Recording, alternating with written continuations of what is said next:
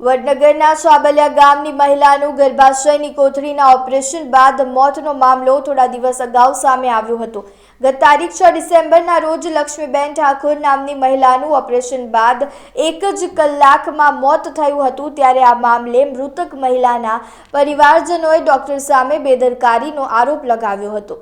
પરિવારના આરોપ બાદ ચીફ મેડિકલ ઓફિસર દ્વારા તપાસ હાથ ધરવામાં આવી હતી। ચીફ મેડિકલ ઓફિસરની તપાસમાં ખુલાસો થયો છે કે ઓપરેશન વખતે સ્ટાફની અછત હોવાની વિગતો સામે આવી રહી છે। સર્જન ડોક્ટર ઓપરેશન કરી શકે કે નહીં તે બાબતે મેડિકલ બોર્ડનો અભિપ્રાય માંગવામાં આવ્યો હતો।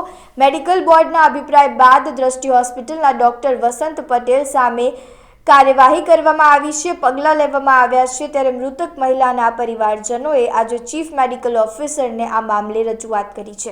વડનગર 12 પરા 4 સ્મેવા ઠાકોર સમાજનો હું મંત્રી છું। આપણે અહીં શું રજૂઆત માટે આવ્યા છીએ અને શું રજૂઆત કરી?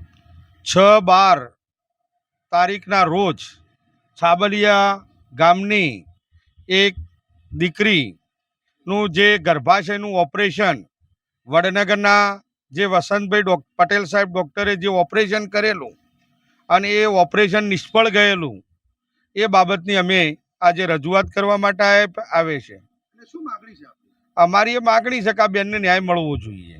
બેનનું મૃત્યુ કયા સંજોગોમાં થયું હતું અને આપણે શું ઈચ્છીએ છીએ સરકાર પાસે?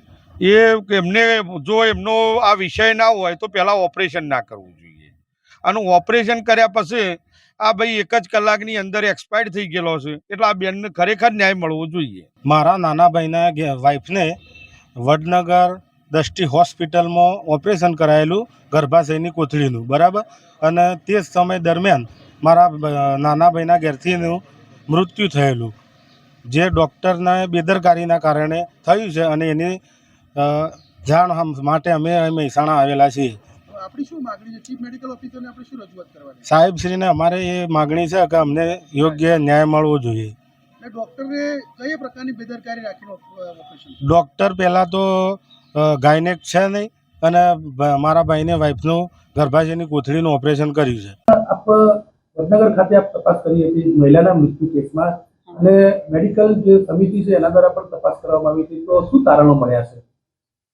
હવે વડનગરમાં જે મહિલાનું મૃત્યુ થયું હતું એ અંતર્ગત મારા ઉપર CDHO શ્રી દ્વારા કાગળ લખવામાં આવ્યો હતો અને મેં મારી મેડિકલ ટીમને ત્યાં ચકાસણી અર્થે મોકલી હતી।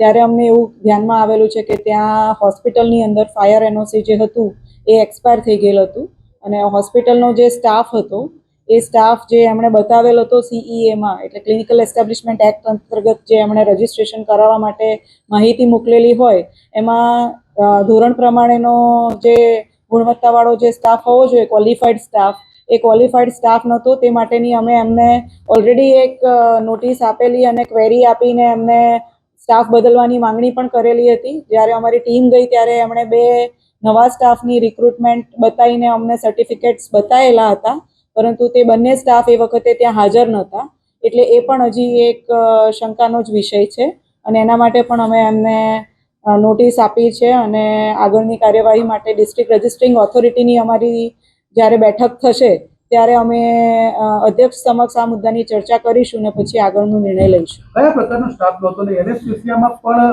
બિન ક્વોલિફાઈડ વ્યક્તિનો ઉપયોગ થયો હોવાની વાત સામે આવી છે? ના, કાગળો ને દસ્તાવેજો ચકાસતા અને એમની સાથે રૂબરૂના જે ડિસ્કશન અમારી ટીમના થયા એ ઉપરથી ક્વોલિફાઈડ એનેસ્થેટિસ્ટ દ્વારા જ એમને એનેસ્થેસિયા આપવામાં આવ્યું છે એવું માલુમ પડ્યું છે અમને।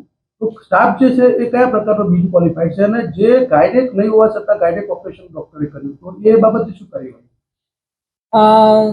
ઓપરેશન કરનાર વ્યક્તિ પોતે ક્વોલિફાઈડ સર્જન છે, એમણે ઓપરેશન કરેલું છે અને એ આ ઓપરેશન કરી શકે કે ના કરી શકે એના માટે મેડિકલ બોર્ડમાં અમારે અભિપ્રાય લેવો પડે, એટલે એના માટેની કાર્યવાહી અમે આગળ હાથ ધરેલી જ છે।